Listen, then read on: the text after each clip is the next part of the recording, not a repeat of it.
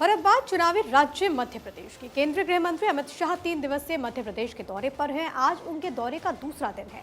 उन्होंने दूसरे दिन भोपाल पहुंचकर राजा भोज की प्रतिमा पर माल्यार्पण किया। ये तस्वीरें आपकी टीवी स्क्रीन पर। उनके साथ मुख्यमंत्री शिवराज सिंह चौहान आपको नजर आएंगे। बीजेपी के प्रदेश अध्यक्ष वी.डी. शर्मा आपको नजर आएंगे। पार्टी के कई पदाधिकारी कार्यकर्ता मौजूद रहे। अमित शाह आज रीवा और उज्जैन भी जाएंगे। रीवा और शहडोल संभाग की संभागीय बैठक होने वाली है, जिसमें वो शामिल होंगे। और जब हम भोपाल का नाम लेते हैं तो झीलों की नगरी के तौर पर इसकी पहचान है।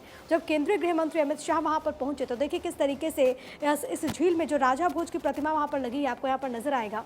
जब यहां पर वो पहुंचते हैं तो प्रतिमा पर उन्होंने माल्यार्पण किया। उनका ये पूरा दौरा बेहद ज्यादा खास है। तस्वीरों में आपको एक तरफ शिवराज सिंह चौहान सीएम एमपी आपको नजर आएंगे, पीछे की तरफ आपको खजुराहो से सांसद मध्य प्रदेश बीजेपी के अध्यक्ष वी.डी. शर्मा आपको नजर आएंगे। इसके अलावा कई बड़े चेहरे भी इन तस्वीरों में आपको नजर आएंगे।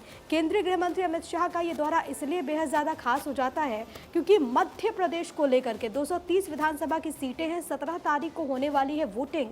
इसको लेकर के बीजेपी लगातार प्रचार प्रसार में जुटी हुई है। अखिलेश सोलंकी इस वक्त हमारे साथ हमारे सहयोगी लाइव मौजूद हैं। सीधे उन्हें का रुख करते हैं।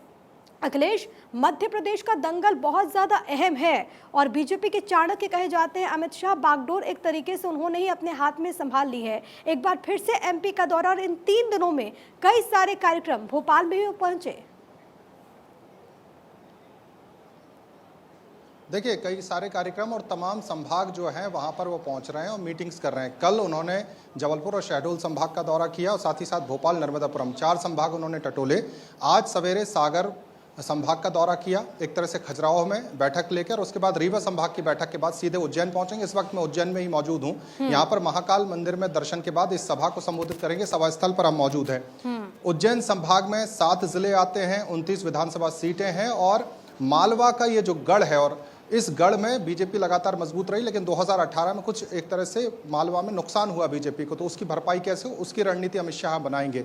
और अगर कहीं कोई सिर्फ टब्बल है, कोई नाराजगी है, कोई बागी है, तो उसको कैसे बनाया जाएगा, इसकी तैयारी अमित शाह कर रहे हैं। क्योंकि हमने देखा कि जबलपुर में अमित शाह के दौरे के तुरंत बाद 3 निर्दलीय एक तरह से पार्टी के जो बागी थे उन्होंने अपना पर्चा वापस लिया। तो उज्जैन की बात करें, नीमच, मंदसौर, शाजापुर की बात करें, तो ये तमाम जो 7 जिले हैं इनकी तैयारियों की समीक्षा करेंगे।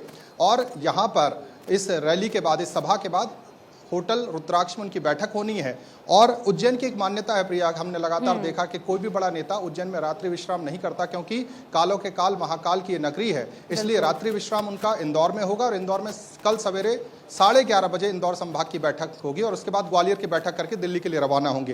तो अमित शाह कोई कोर कसर नहीं छोड़ रहे हैं और सबसे बड़े रणनीतिकार है। तकरीबन 1.5 महीने बाद उन्होंने रुख किया है मध्य प्रदेश का। 3 दिन के इस तूफानी दौरे में वो तमाम वो लूज स्क्रूज है उनको कसने की कोशिश कर रहे हैं, ताकि जब चुनावी समर में 17 तारीख को वोटिंग हो उसके पहले संगठन और जो पार्टी है वो एक मंच पर नजर आए, एक जाजम पर नजर आए। इसकी कोशिश अमित शाह कर रहे हैं। ये कोशिश तो अखिलेश हो ही रही है, लेकिन बीजेपी की कोशिशों के बावजूद जिन एमपीज को वहां पर उतारा गया उसको लेकर के जो स्थानीय विधायक रहे हैं या फिर जो टिकट की कम से कम उम्मीद कर रहे थे, उनमें खासी नाराजगी देखी गई। और यही हाल कांग्रेस के लिए भी रहा, उस खेमे के लिए भी रहा है। ऐसे में क्या उनको भी संजोने की कोशिश इस वक्त गृह मंत्री अमित शाह वहां कर रहे हैं?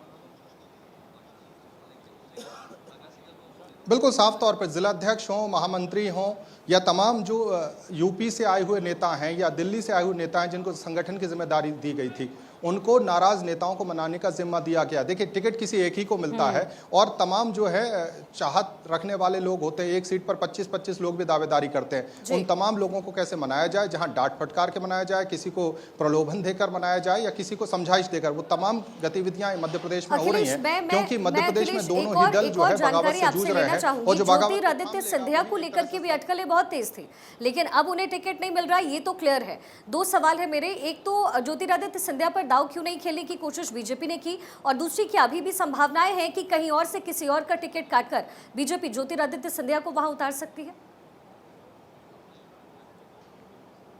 देखिए, सबसे ज्यादा उम्मीद है शिवपुरी से उनके लड़ाने की चर्चा हुई जब यशोधरा राजे ने कहा कि वो चुनाव नहीं लड़ेंगी, लेकिन वहां पर देवेंद्र जैन का टिकट फाइनल होने के बाद ये उम्मीद धूमिल हो गई, क्योंकि गुना जो सीट है वो एससी रिजर्व सीट थी, वहां से उनका टिकट होना नहीं था। तो पार्टी ने एक तरह से रणनीति के तहत राज्यसभा सांसदों को चुनाव में नहीं उतारा है, और ऐसा भी नहीं कि तमाम सांसदों को उतारा गया है। तो जो कद्दावर नेता है, एक चेहरा बचाकर रखा गया है और पूरे प्रदेश का ज्योतिरादित्य सिंधिया दौरा करेंगे शिवराज सिंह चौहान के साथ, ये तय हुआ है। तो शिवराज सिंह चौहान तकरीबन 130 जगह अगले 10-12 दिन में पहुंचेंगे और सिंधिया भी मध्य प्रदेश के कोने कोने का दौरा करेंगे। तो बड़े नेताओं को उतारने की रणनीति है, लेकिन ज्योतिरादित्य सिंधिया का एक तरह से चुनावी समर में उतारने के बजाय उनके प्रचार में उनका उपयोग किया जाएगा। पार्टी की रणनीति साफ तौर पर नजर आ रही है। जी बिल्कुल, बहुत बहुत शुक्रिया फिलहाल जानकारी देने के लिए। तो देखिए, केंद्रीय गृह मंत्री अमित शाह यहाँ पर पहुंचे, आज उनका कार्यक्रम है और देखना होगा किस तरह से कांग्रेस पार्टी पर निशाना साधते हुए नजर आते हैं।